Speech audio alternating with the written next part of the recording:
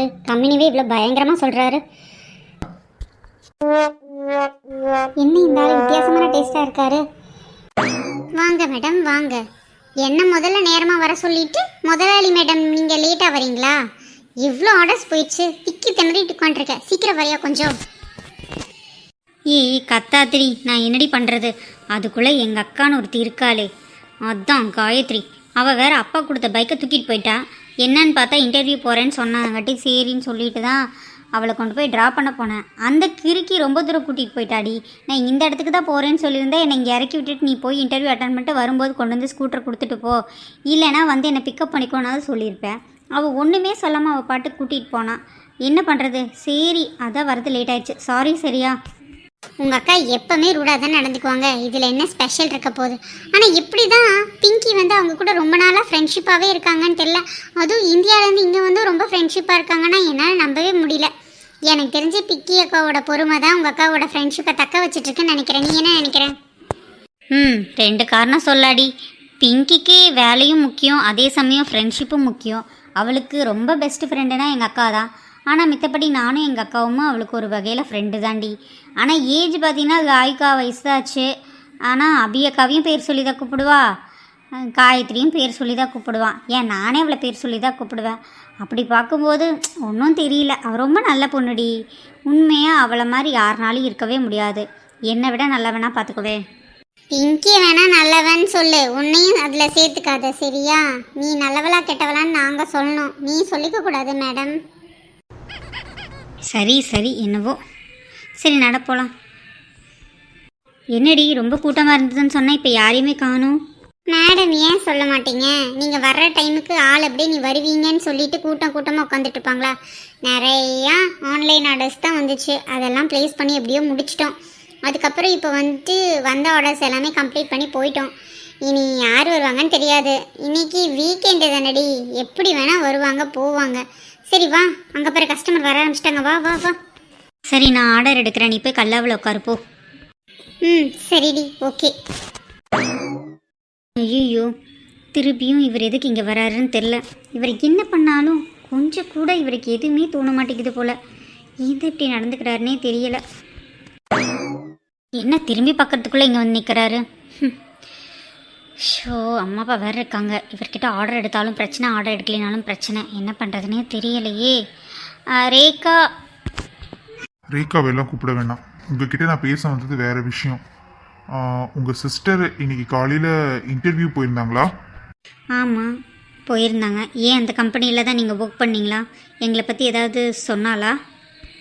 இல்லை, நீங்கள் அவங்கள ட்ராப் பண்ணிட்டு போனதை நான் பார்த்தேன். அதுக்கப்புறம் அவங்களக்கிட்ட உங்களை பற்றி கேட்டேன். தென் அவங்களோட ப்ரொஃபைல் எனக்கு சூட்டபுளாக இருந்ததுனால அவங்கள நான் செலக்ட் பண்ணியிருக்கேன். ஓஹோ, எனக்காக செலக்ட் பண்ணீங்களா இல்லை உண்மையாக ப்ரொஃபைல் நல்லா இருந்ததுனால செலக்ட் பண்ணீங்களா? அது உங்கள் விருப்பம் தான், நீங்கள் எப்படி வேணால் எடுத்துக்கலாம்.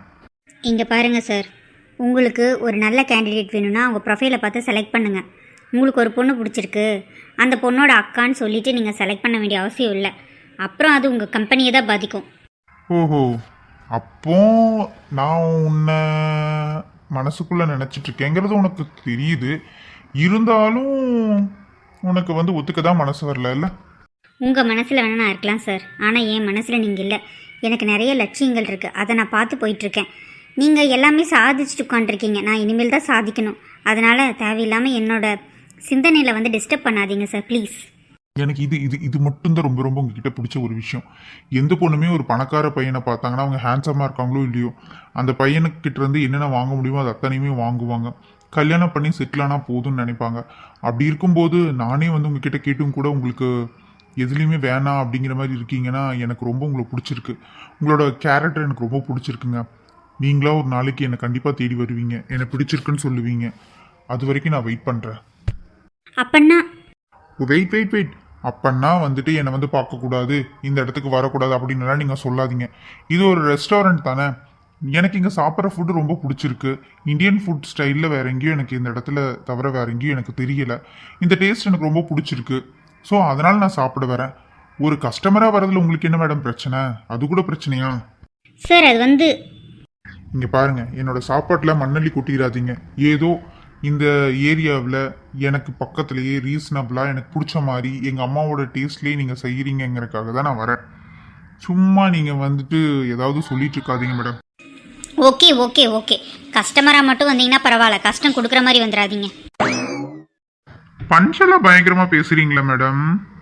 சார் இப்போ உங்களுக்கு ஏதாவது ஆர்டர் பண்ணுறீங்களா இல்லையா? நான் போய் அடுத்த டேபிளாவது பார்க்குறேன். எனக்கு பிடிச்ச ஆர்டர் மசாலா தோசை, அதுக்கப்புறம் வந்துட்டு கொத்து பரோட்டா. இதை மட்டும் எனக்கு எடுத்துகிட்டு வாங்க போங்க. சார் மசாலா தோசை ஓகே, கொத்து பரோட்டா வந்து நார்மல் கொத்து பரோட்டாவா இல்லை வெஜ் கொத்து பரோட்டாவா சார்? எக்கு தான் மேடம், போயிட்டு வாங்க. Okay sir okay. Suni, I love you. Sir நான் தானே உங்களை லவ் பண்ணுறேன், உங்கள் மனசில் தான் நான் இல்லையே, அப்புறம் என்ன? நீங்கள் திருந்தவே மாட்டீங்க. சுனி இந்த டேபிளை வந்து கவனிடி. இவ ஒருத்தி. வரேன்டி. நல்ல வேலை கரெக்ட் டைமில் கூப்பிட்டா. உன் ஃப்ரெண்டுக்கு ஒரு நாளைக்கு இருக்கு போ. எப்படி புரண்டு படுத்தாலும் நல்ல தூக்கமே வரமாட்டேங்குது. அந்த ஜோசிக்காரன் வேற சொன்னாரே, நான் இதெல்லாம் நம்ப மாட்டேன், ஆனால் அவராக வந்து என் கையை பார்த்து உங்களுக்கு ஒரு நல்ல பொண்ணு அமைய போகிறாங்க, கண்டிப்பாக நீங்கள் எந்த பொண்ணை விரும்புகிறீங்களோ அந்த பொண்ணை தான் கல்யாணம் பண்ணியிருக்கீங்கனால சொன்னாரே. அந்த மாதிரிலாம் ஏதாவது வருமா? நமக்கு எதுவுமே வந்தது இல்லையே. சரி, எவ்வளோ மணி நேரம் தான் இப்படியே முழிச்சிட்டு இருக்கிறது, தூங்குவோம். எதாக இருந்தாலும் ஃப்யூச்சரில் நடக்கிறது நடக்கட்டும், நம்ம என்ன மாற்ற முடியும்?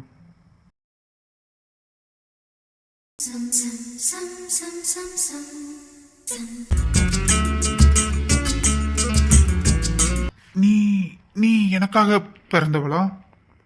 நான் உனக்காக பிறந்தவ தான் ரகு.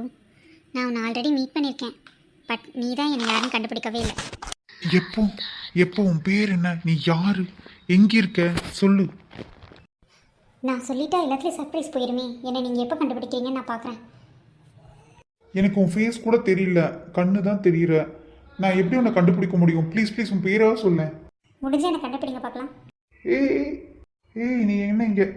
ச்சே, அத்தனையும் கனவாக போச்சு. கண்டிப்பாக இந்த கனவு நான் பழிக்கும் தான் நான் நினைக்கிறேன்.